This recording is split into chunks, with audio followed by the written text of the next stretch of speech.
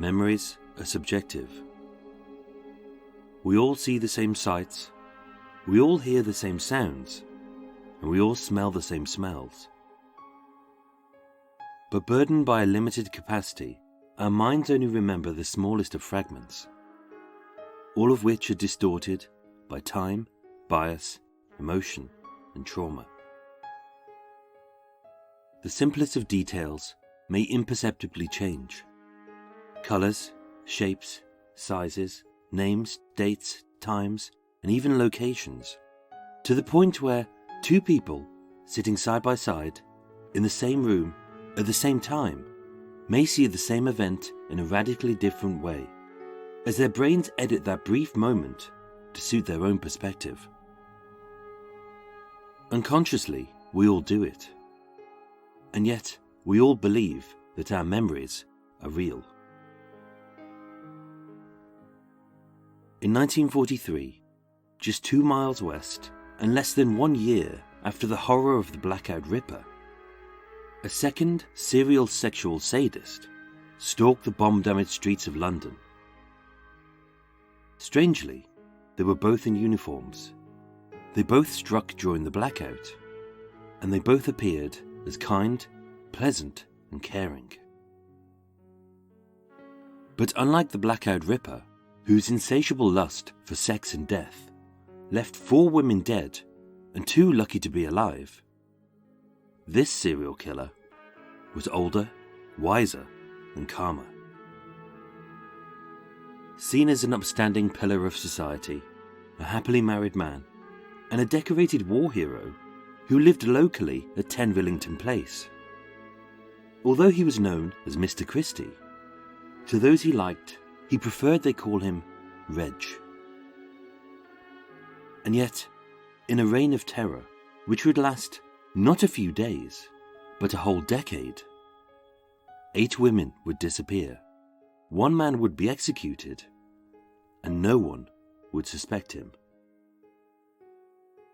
You may think you know this story, as many variations of it have been told, but with much of the evidence destroyed, there is no definitive account of what happened.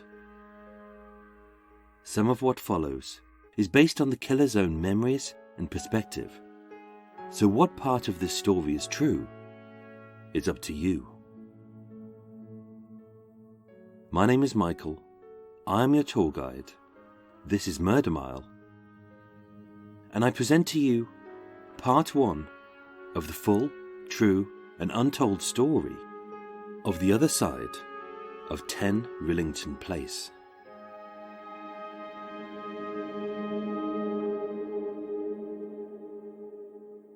Today, I'm standing at 110A Ladbroke Grove, at the farthest fringes of London's West End, 3 miles west of Soho, 1 mile north of Hyde Park, and within spitting distance of Portobello Road, Notting Hill, and that infamous blue front door, owned by the film's writer, who subsequently, following the film's success, sold the house for oodles of cash. Clever man.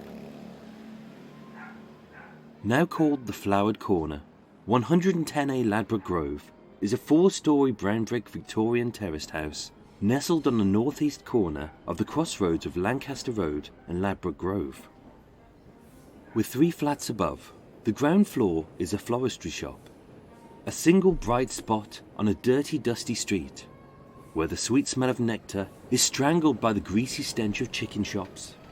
The soothing colours of tulips are smothered by the choking fumes of trucks, buses and tube trains, and the harmonious tranquillity of fresh pansies was once, as witnessed by myself, sullied by a rather displeased youth cussing from a beaten-up banger, with his music blaring, no lights on, and no windscreen, who was smoking a spliff, wearing a "fuck the police" t-shirt, and bemoaning 2 straight-faced coppers by complaining, "Why you police always hassling me?" Back in the 1940s, 110A Ladbroke Grove was known as David Griffin's Refreshment Room, a simple cafe serving standard British staples like tea, coffee, toast, and fry-ups, for a reasonable price in a poverty-stricken area. And yet, it was here, on the 21st of August 1943, that a 21-year-old girl called Ruth First, who had already escaped her certain death, would meet her new murderer.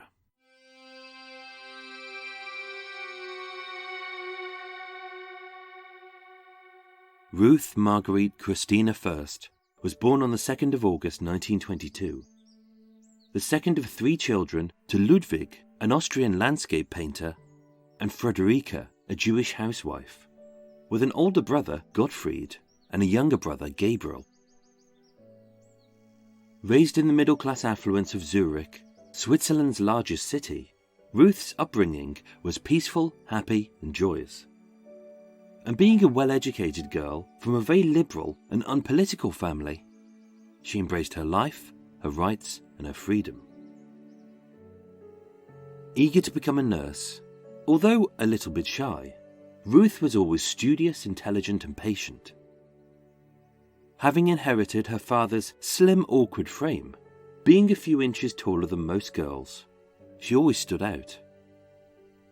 And as a fastidiously neat girl, with pale but easily flushed skin, brown but eternally sad eyes, and a neat bob of dark straight hair, a colouring passed down from her mother's Hungarian ancestry, although Ruth looked typically Jewish, she wasn't. Plagued with minor complaints from birth, like a hereditary blood disorder which often left her weak, buckled knees which kept her excluded from sports, and terrible teeth which left her in chronic pain. As a beloved girl from a well-to-do family, able to afford doctors, medicine, and fortuitously a metalled crown fitted to her upper right molar, life could have been a lot worse. In need of fresh air, good light, and striking landscapes to paint, her father Ludwig moved the family to a spacious villa on the edge of a forest, in the picturesque Austrian spa town of Bad Voslau, famed for its lush vineyards and rolling hills, 23 miles southwest of his hometown of Vienna. Being surrounded by her family, Ruth was happy, safe, and loved. And although this affluent and bustling market town was home to just over 9,000 people, by the late 1930s, many homes would become vacant, many people would vanish, and for the first time in its history, the population of Bad Voslau would rapidly shrink.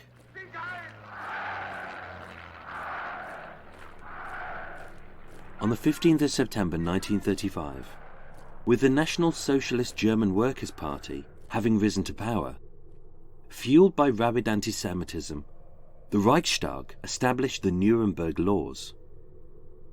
Its purpose? To create an Aryan state and eradicate anyone who wasn't pure blood, whether black, gay, Romani, disabled, or Jewish. The Nazis classified a Jew as anyone who practiced Judaism, identified as Jewish, had married a Jew, and regardless of whether they were a practicing Roman Catholic, as many German Jews had been since the 19th century. If any person had traceable Jewish ancestry, they were subject to the Nuremberg laws, and regarded as a Mischling, or half-blood. For the next 2 years, with all 5 members of the First family being Mischlings, they were all denied any rights, freedoms, and being treated as an Untermensch, German for subhuman. Ruth and her family were forced to undertake menial and demeaning jobs, one of which included scrubbing road surfaces with acid, which left Ruth's palms badly scarred forever. On the 12th of March 1938, as the Nazis annexed Austria, all Jewish-owned properties were seized, all personal belongings were sold, and having been forcibly separated, The fate of the First family was unknown. Some hid, others fled, and whereas the rest were rounded up and transported to uncertain fates. For the first time ever, Ruth was alone, homeless, and scared. She was just 16 years old.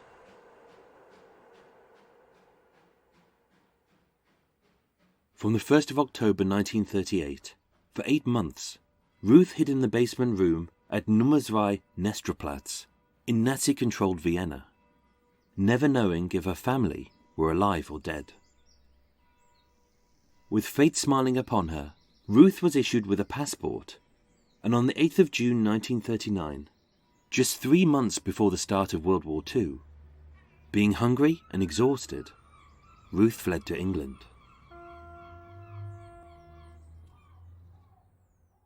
And yet, having escaped the horrors of the Nazi regime, a life of poverty, persecution, and her certain execution, it was here, in the safety of West London, that Ruth First would end up dead.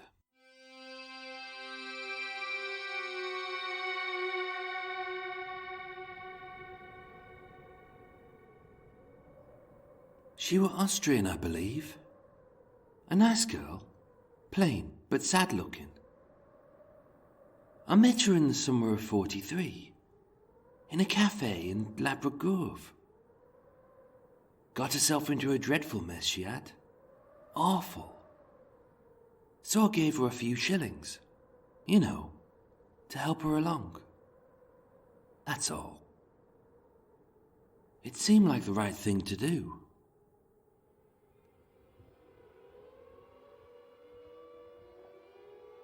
And that consequently, this country is at war with Germany. On the 1st of September 1939, Britain declared war on Germany. A brutal 6-year conflict which left homes decimated, families displaced, countless casualties maimed, crippled and traumatized. And by the end of it all, at least 11 million people would be dead. One of whom was Ruth. Having just turned 17, Ruth was still a child. An impressionable young girl from a foreign land, who was scared and lost in a big strange city. With a limited grasp of English, a patchy education, weak legs, bad blood and sore teeth. With no skills, no friends and no family.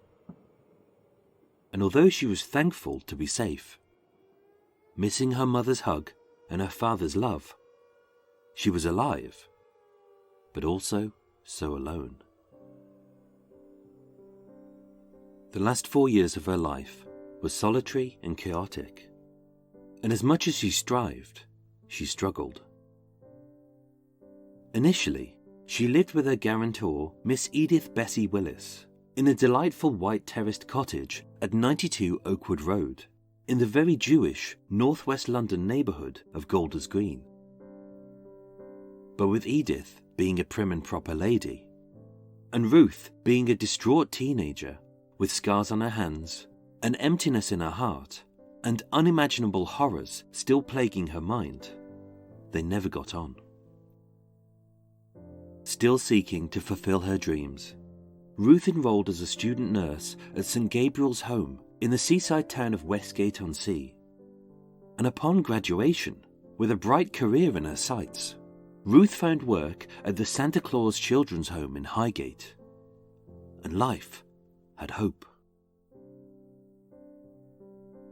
And then, as an Austrian exile who had legally entered England, even though she was just a young girl, being unsure whether she was a Nazi sympathizer, Ruth's newly adopted country had her transferred to the Hutchinson internment camp in Douglas. A cold, barren, and inescapable prison on the remote Isle of Man in the middle of the Irish Sea, surrounded by bare walls, locked doors, and barbed wire. 6 months later, having been deemed not a threat by the British government, Ruth regained her freedom.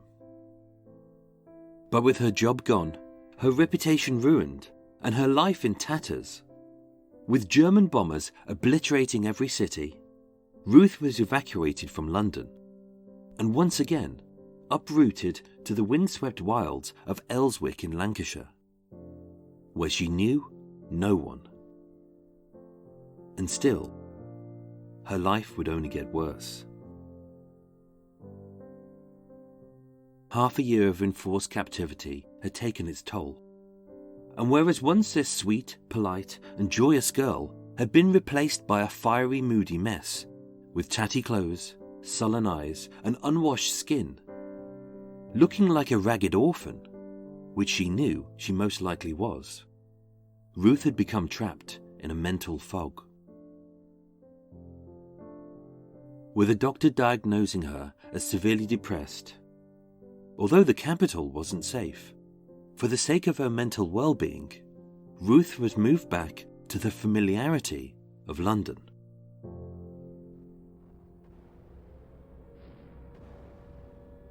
London was a city in ruins.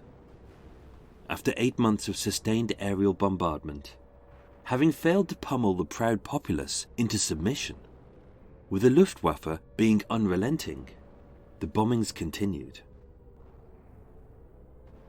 An estimated 43,000 civilians would die during the air raids, as with the daily risk of being killed by an incendiary bomb, a doodlebug, or a V-1 rocket. To many Londoners, death was a part of life. Houses would vanish overnight, sometimes terraces, and even whole streets. And with its occupants being obliterated by blast waves or incinerated by fire, the only evidence that a family ever existed was when the special constables pulled bodies from the debris, sometimes alive, sometimes dead, sometimes whole, injured or disfigured. And yet sometimes all that was left was a foot, a hand, or a head. Nasty business it was. But in wartime, it wasn't unheard of for someone to simply vanish.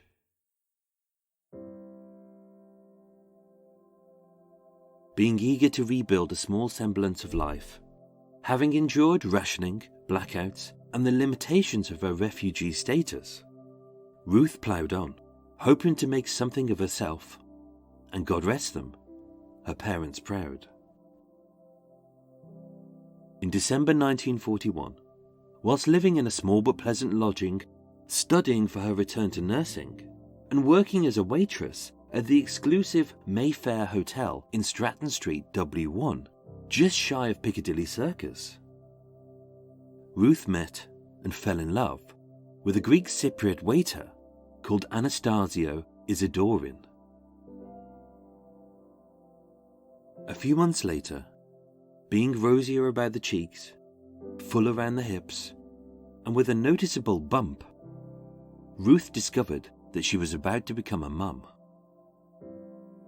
And with the little miracle of a baby girl blossoming in her belly, having prayed nightly to the Lord, and Him finally hearing her cries, He blessed her with one more miracle. Frederica and Ludwig First, her mother and father, weren't dead. Having fled the horrors of the Nazi regime and boarded a boat, her parents were alive, well, and living in the safety of East 57th Street in New York City, where they hoped Ruth would join them. But being heavily pregnant, desperately broke, and very recently single, in her state, Ruth knew that she couldn't. And as fate would have it, she wouldn't. As a young girl with weak legs, bad blood, poor teeth, and frequent bouts of depression, life was hard. As an unskilled and partially educated female in the 1940s, life was harder. As a wartime refugee of Austrian Jewish parentage living in London, life was even harder. But also, being an unmarried, expectant mother of no fixed abode, with no job, money, or immediate family, life was impossible. So on the 9th of October 1942, in the West End Lane home for unmarried mothers in Hampstead, being alone, scared and desperate, Ruth gave birth to a baby girl, who she named Christina. Moments later, her baby was taken away. She never saw her again. From the end of 1942 to the middle of 1943, having moved from job to job, lodging to lodging, leaving a trail of unpaid bills, as she slowly sunk back into depression, Ruth's life returned to chaos. On the 25th of May 1943, Frederica received the last letter that Ruth would ever write. In it, she stated that she was working the night shift in a local munitions factory and reassured her mother that she was fine, well, and she sent her love. On the 29th of June 1943, Ruth quit her job as a machinist at John Balding & Sons, a munitions factory at the back of Bond Street Station. And although she was always tired, tardy and sickly, barely working 20 hours of her 40-hour week, her co-workers believed that once again she was pregnant. On Saturday the 21st of August 1943, at little after lunchtime, Ruth was seen by her landlady, Julie Teresa Walker, leaving her flat at 41 Oxford Gardens, as she walked one road south towards Ladbroke Grove tube station, wearing a very distinctive, fake leopard skin coat.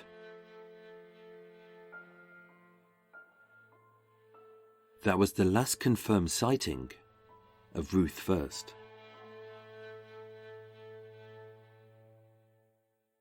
Believing she'd absconded without paying her rent, her landlady reported her missing 10 days later. As one of many missing refugees, her details appeared in the police gazette, but nobody searched for her. And as one of thousands of innocent civilians believed to have been killed during the aerial bombardment, the mystery surrounding her death wouldn't be investigated until a decade later.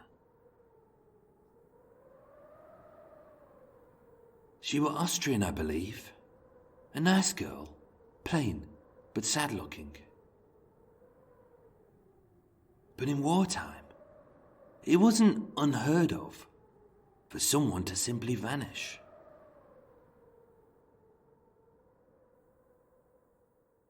After this moment, only one person witnessed her alive. A special constable working out of the Harrow Road police station, who'd been commended twice by the police commissioner, and as a local man who was moral, teetotal and charitable, was widely regarded as an upstanding pillar of society, a happily married man and a decorated war hero. The special constable's name was John Reginald Halliday Christie, known as Mr. Christie. But I prefer it if you call me Reg.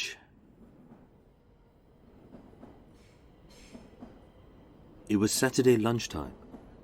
As per usual, although small and snug, David Griffin's refreshment room at 110A Ladbroke Grove was busy. In the corner, Ruth and Reg sat side by side, as they had done several times before. Ruth found it difficult to make friends, but with Reg being so approachable, kind and caring, even though he and his wife Ethel had no children of their own, the word which best described him was fatherly. As a slightly built man, twice her age, but the same height and weight as Ruth, Reg seemed like a harmless sort. And being almost totally bald, except for a thin crown of hair above his ears, wearing thick-lensed horn-rimmed spectacles, which magnified his soft brown eyes. A set of false teeth, which being too big, sometimes slipped when he spoke.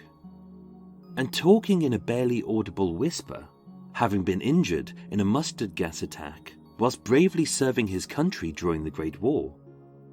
Although he looked a little odd, she could see that Reg was a sweet and caring man who wouldn't harm a fly. Ruth and Reg sat together, him having brought her a tea and toast, as he listened to her woes, his hand tenderly touching hers. But it wasn't hard and coarse, but a little limp and damp. Got herself into a dreadful mess, she had. Awful. Being 10 days away from failing to pay her rent, once again, Ruth risked eviction. Being unemployed, she couldn't afford a checkup on her weak legs, her bad blood, her chronic teeth, or the new baby, which was probably on the way. And as a deeply moral man, who never used prostitutes myself, he'd often turn a blind eye to a good woman who'd fallen on hard times and had struggled to make ends meet. So I gave her a few shillings, you know, to help her along. That's all. It seemed like the right thing to do.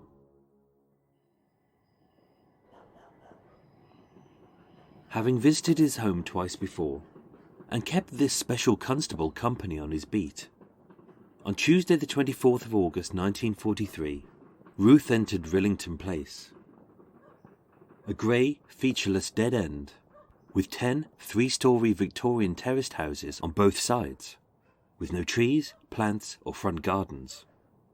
And like it was cutting the street dead in its tracks, stood a 10-foot-high brick wall, behind which tube trains thundered by. Keen to collect those 10 shillings, Ruth knocked on the black wooden door of 10 Rillington Place. First to greet her was Judy, Reg's overexcitable brown mongrel. But once again, there was no sign of his wife Ethel, who was up north, visiting her family in Halifax. The hallway was thin, drab and dark. To the left was a set of stairs which led up to the other tenants' flats. And to the right was the ground floor flat which belonged to the Christies, with a front room, a bedroom and a kitchen, with a neat little garden and a communal wash house and lavatory out back. So with tea brewing on the hob, Reg ushered Ruth along the thin hallway into the kitchen. Having no central heating, limited electricity, and illuminated by Victorian gaslights, which bathed the poky kitchen in a flickering yellow glow, as Reg perched awkwardly in front of the alcove on a small round stool, Ruth leaned back in his one good seat.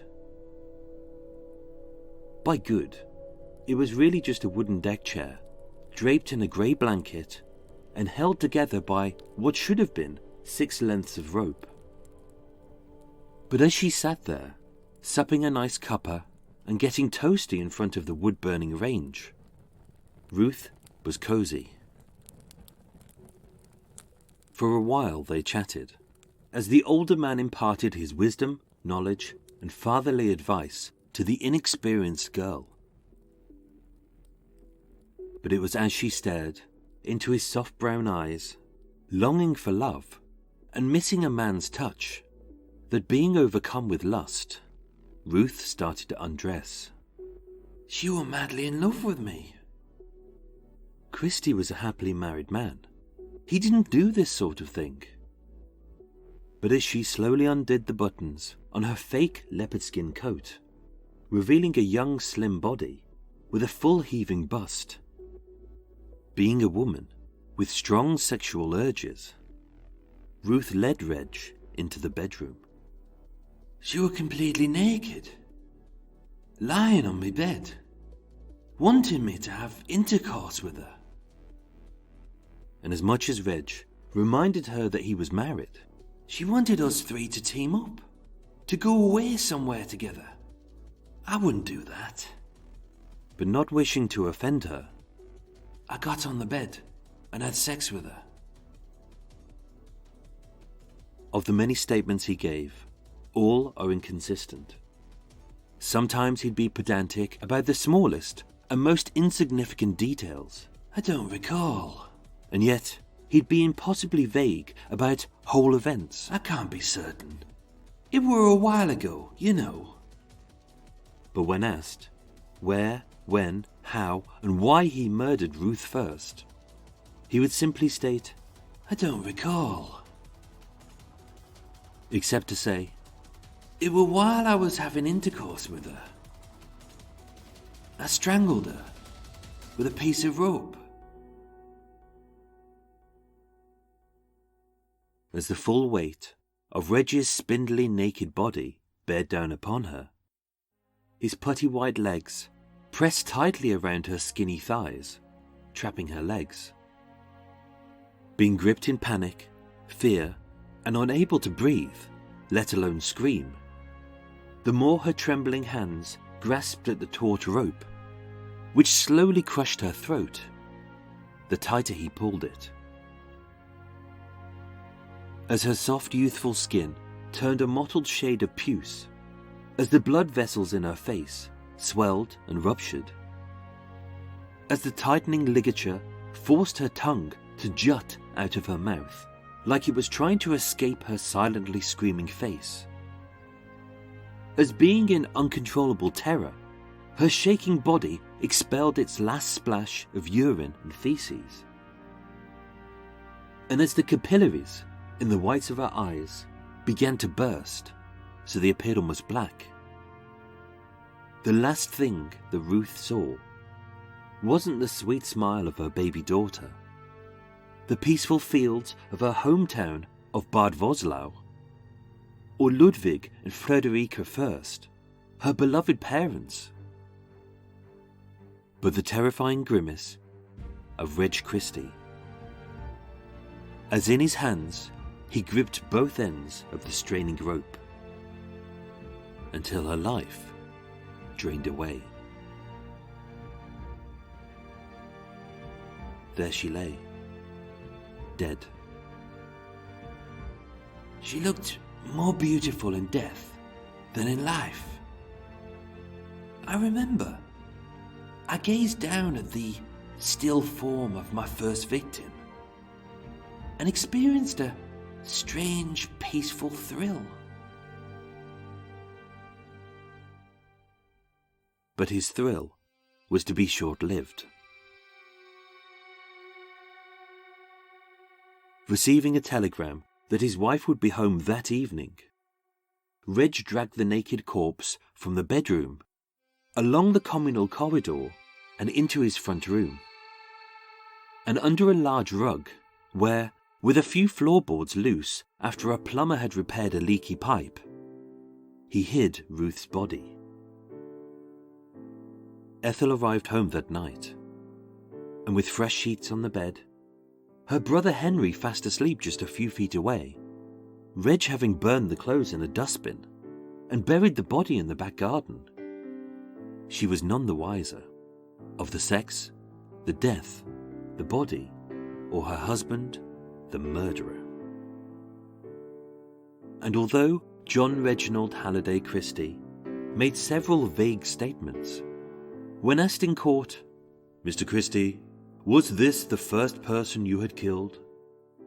he would reply, I think so. I don't recall.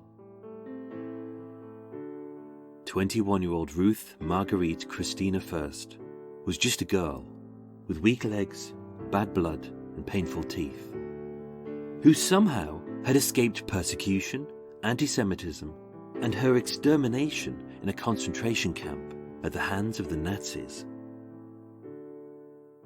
She had endured hardship, poverty, hunger, bombings, imprisonment, abandonment, and the loss of her family, her home, her baby, and finally, her life.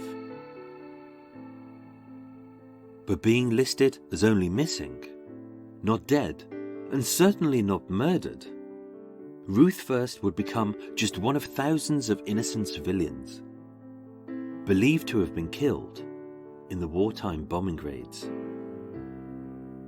She were Austrian, I believe. A nice girl, plain but sad-looking. But in wartime, it wasn't unheard of for someone to simply vanish.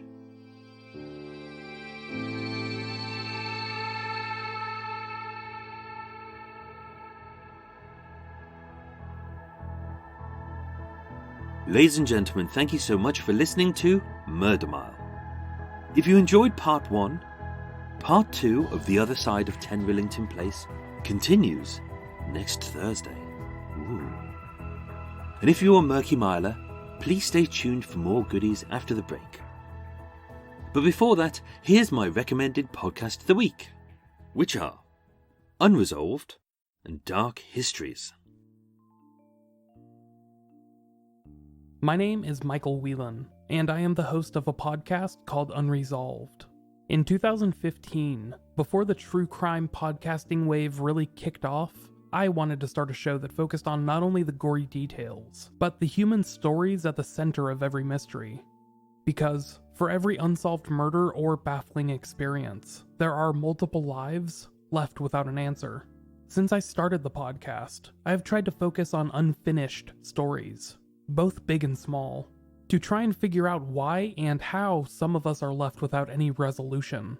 I'm interested in learning about these unknown aspects of life, and I hope that you are too. Check out my podcast, Unresolved, on your podcast app of choice, or just stop by the show's website, unresolved.me, to learn more.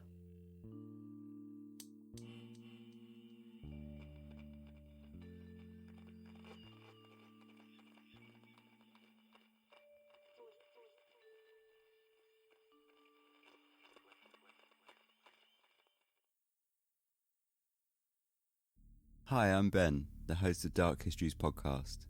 Every other week I turn my eye towards the fringe and unsolved aspects of our history.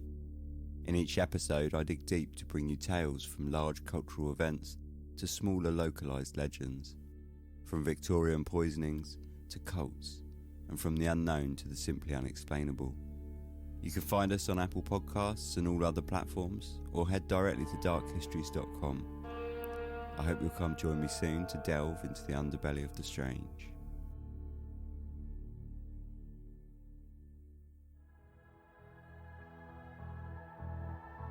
A huge thank you goes out to my new Patreon supporters, who are literally saving my life by financially keeping Murder Mile afloat with their generous donations, which I definitely don't spend on cake.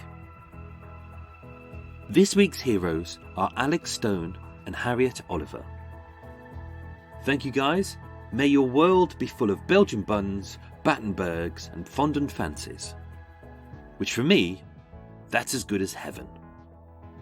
Murder Mile was researched, written and performed by myself, and with the main musical themes written and performed by Eric Stein and John Books of Cult with No Name. Thank you for listening, and sleep well.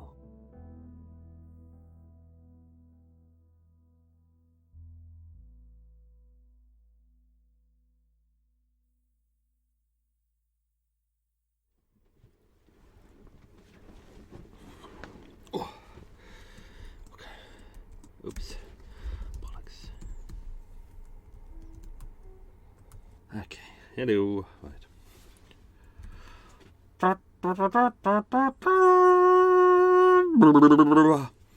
Hello everyone. Welcome to Extra Mile. It's Michael. Hello. How are you? You good? I'm good. That's good. That is good. Good. Good. Extra Mile time. How are we all? How did you enjoy that? Was that good? That was part 1 of The Other Side of 10 Rillington Place. The story of, in my version, the story of the victims of John Reginald Halliday Christie. You may know that story, you may not know that story. Even if you do know that story, it doesn't make any difference because this is the other version of it. This is the side that no one tells. Anyway, As I always say every week, if you're new to this podcast, this is Extra Mile. This is the extra bit at the end where I discuss a lot of things that either didn't go into the episode or things, extra context and stuff like that. It's not compulsory.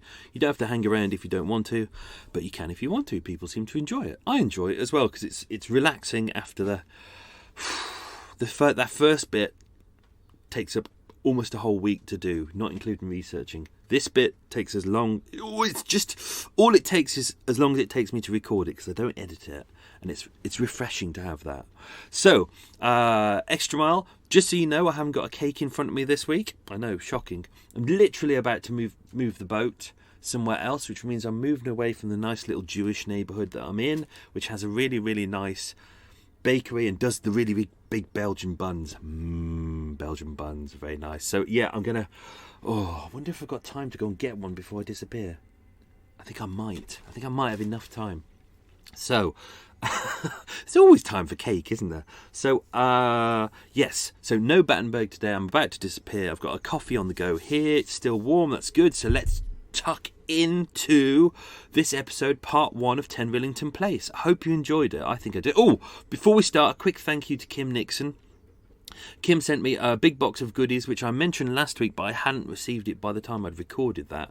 Because obviously these episodes are recorded about 2 weeks in advance. So thank you, Kim, for the goodies. They are now all gone. All of the cakes are gone. I've picked out even the Battenberg, which was in the special Battenberg Life Vest. I know, it arrived in a really, really nice little... It was like a life vest. You could throw it into the water and it survived. So it was... Yeah. So I've still got the life vest, but all the cakes have gone. Thank you to everyone who has sent me treats. I've got a lot fatter and a lot more wibbly. So, let's crack on. Just to say before we start, you'd notice in there I mentioned that there was a little voice cameo. A friend of mine, Police Constable Arsenal Guinness, the original Police Constable Arsenal Guinness, makes a little voice cameo in there at the start. Around the funny bit of the story. If you go back, you can hear him there. If you fancy a voice cameo in a Murder Mile episode, go to my eShop. It's available on there. There's mugs on there and ebooks and stuff you can buy. But you can also, if someone really loves Murder Mile, God knows who, you can buy a little voice cameo. I'll give you a little line to say. It won't be a big starring role, so you won't be going, "Oh, I am playing the killer." It'll be like a background artiste in the background. It'll be something that you will notice, and you can point out to your friends, and then you'll get your name at the end of the show as the voice cameo. But you can buy that via my eShop if you fancy it, and buying that helps keep Murder Mile afloat as well. So this is going to be a relatively short Extra Mile, only because I've packed a lot into that episode. I was unsure how much I would be able to get into it, but I really did pack in a lot. And also because this is going to be like an 8-parter, 8 or 9-parter, I still haven't decided whether I'm doing the 9th episode. I might or might not, but unlike Blackout Ripper, which I really didn't plan, that was kind of freeform. That's why it was started off as a 4-parter, then became a 5 and a 6, then a 10, then an 8. This is definitely an 8. Might be a 9 if I decide to do the extra episode at the end. I haven't decided yet. But I don't want to give too much away, so I'm going to keep this Extra Mile kind of quite slight, really. What am I thinking about? My brain is going. Okay, so how did I research this? So, obviously, you might know about this case. You might not. This is the story of John Reginald Halliday Christie. Obviously, one of my favourite films in the world is 10 Rillington Place with Richard Attenborough as John Reginald Christie. It was fantastic. John Hurt's in it as well. Really good film. Tim Roth did a version on the BBC with what's her name? Oh, she's really good. And she played Ethel Christie. Anyway, you can check that out. That's online. Even if you're in America, I think it was on BBC America as well. And it was just called Rillington Place. There's loads of books about John Reginald Christie, but what I wanted to do was to, same with the Blackout Ripper, there was very little written about the victims themselves. Again, in all of these cases, the victims are kind of footnotes in history. They're kind of ignored. So same as with the Blackout Ripper, I wanted to focus just on the victims and where they came from and their life story, and then we slowly get And then, obviously, when they get murdered, then you're kind of like, oh, I really feel sorry for them. Whereas, if you just have a story about a killer and he finds someone and he cuts their head off, who cares? Who cares about the person he's cut their head off? Whereas if you really care about them, even if they're only just like stabbed in the heart and they slowly die, you feel sorry for them, because you miss them already. That's what I try to do with these stories, is make you love and appreciate these people, then miss them. But unlike the Blackout Ripper story, because everyone knows that this is John Reginald Christie, what I wanted to do was, instead of with the Blackout Ripper story where I kind of led you down a path and like he kind of peeps it, he appears in episode 1 and 2 and 3 and 4, but you only kind of slightly see him, and then he really appears in 5, and then you learn about his life. Because we already know this is about John Reginald Christie, and it's not difficult to just go online and go type in 10 Rillington Place, it'll pop up with a picture of John Reginald Christie outside his house and his name. So I just thought, let's not monkey around with this. We all know it's John Reginald Christie who's the killer, but let me introduce him slowly through the lives of the victims. So that's what I'm going to do with this. But I'm doing this in a very different way to how I did Blackout Ripper, but also how everyone else tells this story as well. So, obviously for this, I ignored books. I ignored the TV series. I have seen all the TV series and the films, and I've read most of the books, but I've ignored all those because I wanted to go back to source, which I love doing because I hate getting other people's bias when you read the books. So I sat down, I pulled out all of the John Reginald Halliday Christie files from the National Archives. There's about 30 box files. In total, there's probably about 4,000 pages of transcript. Obviously, I didn't have the luxury of having a year to research it like I did with the Blackout Ripper. I had about 6 weeks. So this was about 12 hours a day, every day, literally just going through every case file. And because it's in no real discernible order, you go through it and you're not too sure what's important. And at that point, I still didn't know what the story was. I didn't know what story I wanted to tell, but I knew it was the victim's story. But I didn't know how to tell John Reginald Christie's story, because it's so famous, it's so well known. So I was going through all the box files, and it was interesting. Sometimes I'd find a detail, and then I'd go, oh, that's interesting. Oh, I like that. And then I go, oh, I read something about that somewhere else. And then I'd have to go, shit, what file was it in? And I'd have to reorder the files and then sit there with files on my desk and think, where in this file do I remember where that one person said about Christie doing this, or the victim? Oh, God. So, yeah, it took ages. So I pieced them all together. And weirdly, by going through all of the court transcripts, there's a lot of court transcripts. There's all of the original witness testimony was there. All the people who knew all the victims, all the people. That was fascinating. But what it did also was it gave me a different perspective on John Reginald Christie. What it led me into was kind of, I knew that he'd be quite an arrogant man and he would deny stuff. But I had no idea, because they don't talk about this in any of the films or the books or most things like this. They don't talk about the fact that he's very deluded. He lives in his own little world, and he lives in this fantasy world where there's a real perspective where all of these women love him. He's adorable. It's like they can't wait to have sex with him. And he doesn't see the truth at all. So that's what... As soon as I was researching, I thought, that's interesting. I want to try and get across the idea of, from the victim's perspective, we put in as much truth as possible. So I've weeded out a lot of the crap about the victims, which isn't truth.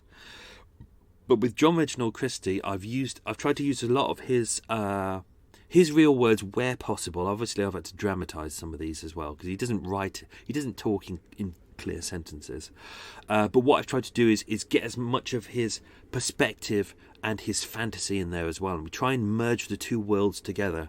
So really, like I said at the start of this is really about, I'm going to give you all of the evidence, but you need to work out what's real and what's fake, what's fantasy, what exists, what doesn't exist. And for me, it was fascinating going through this. I thought I knew this case really well, and I really didn't. The more I dug deeper into it, the more I was like, learning about Christie and the way his brain works is just fascinating. It really was. Really, I was just going to do a whole episode really about going flashing back and forth between periods in his past, about how they connect to the murders. And I'm doing a little bit of that, but really this is about his mental imbalance, his instability. So it was it. Obviously, I'd researched it that way. I did all the research. It took ages. I put all the research together, but I had no idea how to write it. So this, as always, episode 1 is the real tough one, because I've no idea how to write it. I don't just sit down and go, right, let's write it. I sit down and go, right, I'm telling the victim's story. But I couldn't work out how to get Christie in there. I couldn't work out how to blend the truth and Christie's fantasy together, because there's big jumping off points. Like, we've got the truth about Ruth's life, and then he meets her in David Griffin's refreshment room, but he may not have met her that day. He may not have met her in David Griffin's refreshment room. He may have met her somewhere else. He may not have met her at all. He says that he met her. She was working as a prostitute in the local area, and he used to, get to know a lot of prostitutes quite well. But there's no real evidence there that she was a prostitute at all. She could have been. There was a lot of ladies around the time who were supplementing their income through prostitution whilst working other jobs, and she wasn't working, so it could be. But was she? We don't know. So how much of this is fantasy? We really don't know. But that's what I wanted to get across. Really was like with the idea that I love the fact that Christie was like, she was so in love with me, and she wanted me to go to bed and have a 3-way with me wife. And it's like, never happened. It almost certainly never happened. Or if she was a prostitute and she had been to his house a couple of times, she could have gone to his house as a prostitute and he paid her those 10 shillings for sex. But in his mind afterwards, he sees it as, she was so in love with me. It's like, I love that. I love that real difference between truth and fantasy. So we're going to have a lot of fun with that. I'm going to try and piece together as much facts as I can about Christie's fantasy, and because there is evidence there, but so I'll show you other stories as we go along. So we will return to this kind of story again. There's another one of the murders coming up that I was fascinated by. I thought I knew everything about this, but I'm not going to go into it too much. It's one of the middle episodes, but when they show it in films and TV series and in books and stuff like that, they just focus on it's very straight and down the line, and they show you how they reckon the murder was happened. But Christie's fantasy of the murder, of how he sees it happened, is more interesting than anything else. And I don't know why they always ignore that. It shows Christie's mental inabilities, his lack of capacity. So we're going to have some fun with this. And I've also enjoyed doing the Christie voice as well. You're Austrian, I believe. It's good fun. It's we don't really have any recordings of Christie's voice itself, but no, I'm not going to tell you about it because that'll appear in a later episode. Right? See, it's so much I can't tell you. There wasn't very much about Ruth in the files, which was really annoying. But as you can kind of appreciate, she very much kept herself to herself. She was a refugee. She was a young girl. Her parents weren't here. She was quite secretive and shy. And most of the people who knew her were only interviewed about her life a decade after her death. Because obviously that's only the point when they were like... But prior to that, she was probably killed in a bombing. So it was like, okay, mark her up as killed in a bombing or missing. But when they knew about Christie and they found... I'm not saying anymore. Obviously, 10 years later, they had to attribute it as a murder, so therefore they started interviewing people about her life. But obviously things had changed. Like Teresa, her landlady, died in 1950, so she was dead by that point. Many of the people who knew her died in the war or had moved on, or people who were in David Griffin's refreshment room that day. How are they going to remember someone who was in a cafe on a day that just merges into all the others a decade prior? So, so I did what I always did. I went through all the files and I really meticulously went through every single statement to find out, just the tiniest details about her life, and then I just piece them all together. There's unfortunately, as with I know you probably think, oh, Michael probably opens up a file and he sees a file that says Ruth First, and it's got all of her details in it, and it's got a whole biography written down. It's not like that at all. It literally is. You have to go searching for a birth date. You have to find a birth certificate.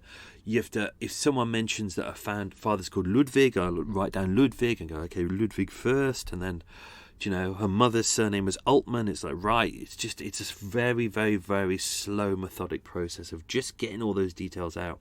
But it works. It's, you know what, it was nice because I was able to tell a really good story, I think, about her life and, kind of get across the sadness of it. There's some really, really sad moments in there. It's one of those stories where, like with Glyndor Michael, where it starts off sad and then it just gets sadder and sadder. And this was one of those ones where it's kind of starts off well, then goes really bad, and then it picks up a bit, and then it goes bad again, and then it picks up again, and then it goes really sad again. And you just go, oh, what a horrible life. It's like, someone, please, just give the poor girl a chance, for God's sake. But obviously that didn't happen. So all of the witness statements are really fascinating, but they're all scattered everywhere, and you've really got to piece through every single detail. And that's the hard thing with a lot of these witness statements, is trying to get a sense of who the person is. Because although it's very useful for people to go, she was 16 years old and she was brunette with bobbed hair and stuff like that, it's very hard, very, very rarely do people actually talk about someone's their personality, their way of thinking. It's hard to get across that, but it was useful here, I think, because she went through real periods of depression, and when you think about her life, you can really kind of get into her mindset very quickly. 16-year-old girl, quite young. She's got medical problems. Thinks her family's dead. Obviously, at present, I don't know about her brothers. I know that her mum and dad made it to New York, but I haven't been able to find anything so far about her brother and sister, her two brothers. Obviously, if I had more time, I would go searching for that, but it doesn't really add to the case. But that's what I love, is digging in and finding these details and really finding out who this person is, rather than just going, on this date she met this person in this place. What I try to do with this is really, really find out who this person is, who they are deep down in their soul, what their heart is about, what their dreams are, their goals, their ambitions. So you kind of follow their journey in, so when they do get murdered, you kind of feel sorry for them. Or when, like, hopefully with this, when you see that she meets up with Christie, by the time you meet up at that point, you can see that he's the father figure that she kind of needs, and that he's got money, and you know that he's going to kill her. It's interesting with this, it's that because we're only getting this really from Christie's perspective, he said that they were good friends, that they'd meet up very often, they'd tea and coffee for tea, and that she was in need of money, and because he was kind of a father figure, he was going to give her some money. That was his perspective. But whether she actually liked him is unknown. Whether she trusted him is unknown, because don't forget, she was kind of quite a shy person, quite reserved. She didn't really make friends that well. She was quite insular. Whether she really trusted him, we don't know. I mean, if she did meet him whilst he was on his beat, he would have been wearing his police uniform. So, like the Blackout Ripper, as I said before, kind of people trusted the Blackout Ripper and John Reginald Christie because they were wearing a uniform. It's that kind of thing. You see someone in a uniform and you go, someone I should trust. Policeman, great, perfect. But, and he was known in the area, he was a married man, all of the details that I'll go into later on. He spends a lot of time talking about his wife. He's obviously got quite a softly spoken voice, northern as well, nice kind of Halifax accent. Probably didn't come across in this episode because I can't really do accents, you know that. But yeah, he was always buying. Like I've got loads of references. Originally I started writing these down when I'd find them in the files, and I think, so he met this lady called Barbara, let's say, in this cafe, which is not related to a murder, and she's not related to a murder, and you just go, okay, well, what has this got to do with it? But as I was reading it, going through, I was going, ooh, this is quite interesting, actually. It gives a perspective on someone who met with Christie, sat down with him, he bought her cups of tea, listened to her woes, and it was kind of a nice way of hearing what might have happened, what might have been nearer the truth of what happened, as opposed to Christie's perspective. So I've used a lot of those as well. There's a lot of stories of ladies who went back to Christie's flat. There's one that hopefully I'll try and get in, which was she come round to Christie's. She was a prostitute. Christie had brought her around to the flat. Christie always denied that he used prostitutes, but he did use prostitutes. He'd brought her around to the flat, took her into the bedroom. He took her into the bedroom, not the other way around. He was sitting on the bed with a photo album open with loads of pictures of him and his wife in there, and he spent a lot of time talking about his wife. A lot of this was kind of a distraction thing, because obviously Christie had not just mental problems.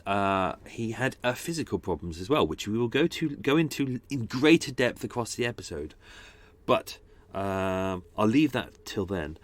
Anyway, as I said before, there are loads of books out there. So if you want, don't feel that you're going to spoil this at all by watching anything or reading anything. If you want, treat yourself. Go and watch 10 Rillington Place.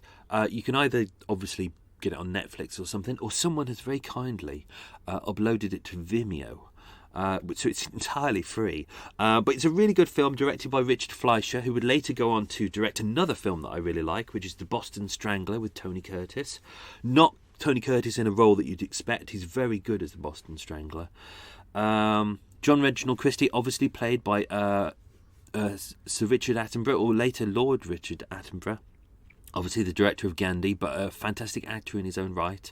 And John Hurt is in there as well. Interestingly, Richard Fleischer went to Richard Attenborough to get him to play the John Christie role originally. And Christie knew the story, because obviously he's a Londoner as well. He read the script and he was like, I can't do this. I can't play such a horrible man. I just can't do it. Because if you see any interviews with Richard Attenborough, he's the sweetest man in the world. Really is, absolute sweetie. And he was like, there's no way I can play anyone so evil as this. And then so they started trying to cast around for the role. And he thought to himself, because he is a fantastic actor. If you've seen him in Play Pinky in Brighton Rock, he is, oh God, he can play menacing to a treat. And yet he's a sweet man as well. And he was thinking about it, he was thinking about the role, and he just thought, you know what? This role has to be done properly, and the problem is if they get the wrong actor to do it, they could entirely demolish it. It could be entirely ruined, and you have to play a fine line with this role. So go and watch the film. Go and watch his version of John Reginald Christie in the film 10 Rillington Place. It's fantastic. But there won't be any spoilers in there. There's some minor spoilers. You'll see where the story is going, but what I'm trying to do with this is not tell you. I'm going to tell you the story anyway, so it makes no difference. But what you'll do is say if you watch the film 10 Rillington Place, you will watch the film and then you'll hear the version I'm doing, which is about Christie's, about what really happened, of which some details in the film they actually changed to make it more film friendly. There were some details that I was shocked by. I was like, I didn't know that didn't exist. But there were other things that I think it's more interesting to see Christie's perspective. So I might even put a link online so you can enjoy the 10 Rillington Place on Vimeo, or if you've got it on a DVD like I have, just watch it religiously. It's very good. It's very, very good. Anyway, this is going to be an 8-part series here. Not like the BBC and their 3-part series. This is an 8-part series, or it might be a 9-part series. So I hope you enjoy it. Now, obviously the problem with witness statements when you're going through them is that quite often people can be wrong. And this is what I get with people quite often, where they turn around to me and go, oh, well, I know what happened in this case because I'm related to blah, blah, blah. Or I'm friends of the family with such and such. And they say, well, they know what happened. Relatives quite often don't know very much. It's like if you were to turn round to a relative in your family and say, what are the dates of birth of everyone in our family? How many people could get it right? So how can they? And this is what I say with this story is, even two people in the same room can see things in a different way, and that, all of our memories are subjective according to how we decide to translate them. So there's lots of witness statements in there that I was going through, and one that I thought was really interesting. I'll read you a little bit now. I'll read you the pieces. But this was by someone who said they knew Ruth First and knew her husband, Carl First. Now, I'd written this down because quite a few people in there had said that she'd been married, and that Ruth had been married, but sometime during the 1940s, someone doing something horrible outside. It's making a horrible noise. Her husband had been killed on the south coast of England in an air raid, and I thought, oh, that's interesting. I didn't know she was married, and I went searching. I couldn't find any marriage certificates or anything like that. Couldn't find anything on Carl First. I knew that she'd had a baby, but there's no details on there at all. So apparently Carl First was 33 years old in 1939. He was about the same age as her. He was a native of Vienna, which I thought, okay, that's fantastic. That's where she was from. They said that Ruth was a daughter of a Viennese doctor, which kind of made me go, okay, well, that's not true because he was a painter, but maybe they just wrote it down wrong, or maybe they didn't know. And then they said, and then she hoped to become a doctor after finishing her nursing course. And I was like, oh, okay, nursing course. Okay, we're back on track. So maybe this is the Ruth. And that they both escaped via Prague, then to England, which actually, from what we could tell, Ruth actually made it through Hamburg, I believe. So that, again, I was like, I'm unsure about that. And then there's all these details about where they stayed in London and all these different places. And then it gets to the end about Carl, that they were living in Maida Vale as well, which is fantastic. She was living in Maida Vale as well. And that they say that for a while she worked as a cook/nurse, which is very possible. And then at the end it says Carl First died in 1947. How can he have died in 1947 if he was meant to have died in the early 1940s on the south coast? So this was a witness statement from someone who said that they definitely knew Ruth and Carl, but yet there's no details to kind of back this up at all. So this is kind of the problem with witness statements, is that you can't take them too directly. You have to kind of take everything with a pinch of salt. Even like as I said before, with Ancestry, like Ancestry.com, things like that. You go through it and people go, oh, this person is definitely this person. But census records are only as good as the person giving them and the person receiving them. It's like you would, in most days, like the last census form that we had in 2011, it turns up and there's a big form, and basically it says fill in your name and your date of birth and what job you do, and you handwrite it in there. Or yeah, it was handwritten last time, I think. And it's like, but that document is only as good as the person who's writing it and the person who's translating it at the other end. It could be wrong. How many times do we get our own details wrong, or how many times do we fabricate it? I remember a mate of mine on his wedding certificate. It was it said occupation, and now he's a very, very successful kind of creative director and owner of a company, and he does he directs a lot of stuff, and that's what he wanted to do. He wanted to be a director, but at that time he was working as an administrator in a kind of an old people's home, and he was like, what do I write? Do I write filmmaker? And I was like, yeah, sod it, do it. You will be a filmmaker one day, so do it. And he was like, oh, I can't do it. So he wrote down administrator, and it's like, so for the rest of his life on his wedding certificate it will say administrator. Oh, so but that happens, doesn't it? So sometimes people change details to kind of help themselves. I thought I'd do a little bit here. Right, yes, I thought I'd do a bit here. I thought this was quite interesting. So obviously, as I've gone through here, what I've tried to do is to get John Reginald Christie's quotes from, because he gave loads of statements and they're all inaccurate and they're all quite vague. So what I've done as I've said, it is always to make them clear for you, is to kind of to cut and paste them together and dramatise them slightly, but keeping them in the real spirit and the tone. Some of the quotes you've heard in there are direct; they're verbatim. I haven't changed them. I literally have maybe put some punctuation in it just to give it a bit of rhythm. But some of them I've kind of dramatised them just slightly, but they're all still within the spirit of John Christie and in his voice and in his style. I've spent a long time trying to find his style and his rhythm. But I thought I might read you this. This is just a sample of one of the statements he gave. Spoilers. Just after he was arrested. Spoilers. Yeah, we all know he got arrested anyway. It's kind of not really a spoiler, really, is it? So I'm going to read that to you now, if I may. I'm not going to read it in his voice. I'm just going to go straight in. Even he gets details wrong here. So, a statement of 5th of June 1953, he said, when I was in the police war reserve, which was when he was a special constable, I met an Austrian girl in a snack bar at the junction of Lancaster Road and Ladbroke Grove. In one of his other statements, he says Latimer Road and Ladbroke Grove, which doesn't have an intersection. See, that's the benefit of what I do, is when I read things, I don't take it as verbatim. I sit down and I go, where's the oh, there is no intersection. Right. But there is an intersection between Lancaster Road and Ladbroke Grove. I was off duty at the time. This is Christie again.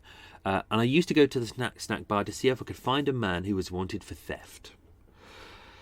It was the summer of 1943. I was living in the ground floor flat of 10 Rillington Place, and my wife was away in Sheffield. The Austrian girl told me she used to go out with an American soldier, and one of them was responsible for the baby she had previously. Not true, as we know, because it was the Greek Cypriot man. Although her lodger lady, who she stayed with in Golders Green, what's her name, Elsie Bessie Willis, said that she was back and forth all the time and always going out. Although what she was doing, because she was quite insular and shy, we don't know. Maybe she had got a boyfriend around that point. I got friendly with her, and we went to 10 Rillington Place, and she went to 10 Rillington Place with me 2 or 3 times. This is how vague he is with stuff. One day, when this Austrian girl was with me in the flat at 10 Rillington Place, she undressed and wanted me to have intercourse with her. I got a telegram whilst I was there, saying my wife was on her way home. The girl wanted us to team up together and go away together somewhere. I would not do that. I got on the bed and had sex with her. See how vague it is? It's like in many of his other statements, he's quite direct, and there are some details about him where sometimes, I'm trying not to give away too much, because there's a lot of contradictions with him as well. Like, he'll say one thing, but he'll do the entire opposite. Like, he pretends, he gets very affronted by people if they suggest that he's doing a certain thing. And, like, he'll be very kind of officious in the way he talks. But on the same side, there is 2 sides to his whole personality. Whilst I was having intercourse with her, I strangled her with a piece of rope. I'll make a caveat here. 2 statements he gave. One of them said he strangled her with a pair of stockings. But another one, he said he strangled her with a piece of rope. Now, because we can't prove what way he was strangled, for the sake of the narrative, I'm using the rope, because that was used in other cases as well. I'm going to keep it kind of consistent, rather than as jumping back and forth between stockings and rope. Although later on he would also use a tie as well, just to be really annoying. I remember urine and excreta coming away from her. She was completely naked. I tried to put on some clothes back on her. She had a leopard skin coat. I wrapped this around her. I took her from the bedroom into the front room and put her under the floorboards. I had to do this because my wife was coming back. My wife came home in the evening. My brother-in-law, Mr. Waddington, as Henry, came in. Mr. Waddington went back the next day, and during the afternoon my wife went out. I think she was working at Osram's. I think that may have been my note there. While she was out, I pulled the body up from under the floorboards and took it to the outhouse. This is the wash house out back, with the which is quite brave, really, because this is kind of daytime, and other tenants in the flat. Like just above him is Mr. Kitchener on the first floor, and there's 2 other tenants on the second floor as well. And this is daytime. He pulls the body out of the front room into the communal hallway, into his kitchen, and out into the back garden. Now, what a lot of residents have said is that he would often, because the back garden was his, and he was like, well, I'm ground floor flat, I've got tenancy here, therefore it's my garden, you don't have access to use it. What he would do was lock the door. And quite often people would, if they need to use the loo, they would have to ask for his key to open the back door to go into the back garden to use the toilet. Or given the fact that the outdoor toilet stunk to high heaven, a lot of people didn't. A lot of people didn't use it. They'd go elsewhere to use the toilet. Little side note there. While she was out, I pulled the body up from under the floorboards and took it to the outhouse. Later in the day, I dug a hole in the garden, and in the evening, when it was dark, about 10 o'clock, I put the body down in the hole and covered it quickly with earth. It was the right-hand side of the garden, about halfway along towards the rockery. My wife never knew. I told her I was going to the lavatory. The only lavatory is in the yard. I burnt all the clothing in the garden. The next day I straightened the garden and raked it over. And that was a Christie statement, but don't forget that is Christie saying something to a policeman and the policeman translating it by writing it down. So it's not in a lot of Christie dialect. But the great thing was there was a lot of court transcripts I used. And in the court transcripts, because they have to be accurate, they're quite detailed about the verbatim. So like the way Christie would say things like, I don't recall, or I can't recollect, or I can't remember some of the phrases that he would use, but there are many phrases that he'd use which are very, very typically Christie. So I try to appropriate as many of them as possible. So I think that's it. Was that good? Did you enjoy that? God, that was tiring. So we're going to be back next week with part 2. Oh, I'm having this stretch. Oh, that was good. Part 2 of 10 Rillington Place, which I need to sit down and start writing. That one should be interesting as well. Slowly over time, we'll learn more about Christie as we go through, and we'll learn more about his victims and his family, and what's going on in his head, but it'll be a kind of a slow reveal. But yeah, I'm looking forward to these episodes. I think part 1 I enjoyed that was good fun. I think the rest of them will be good as well. So that was the end of Extra Mile. Hope you enjoyed it. I'm going to move the boat and get a cake. Great. Love to you all. Speak to you soon. Tatty bye. Bye.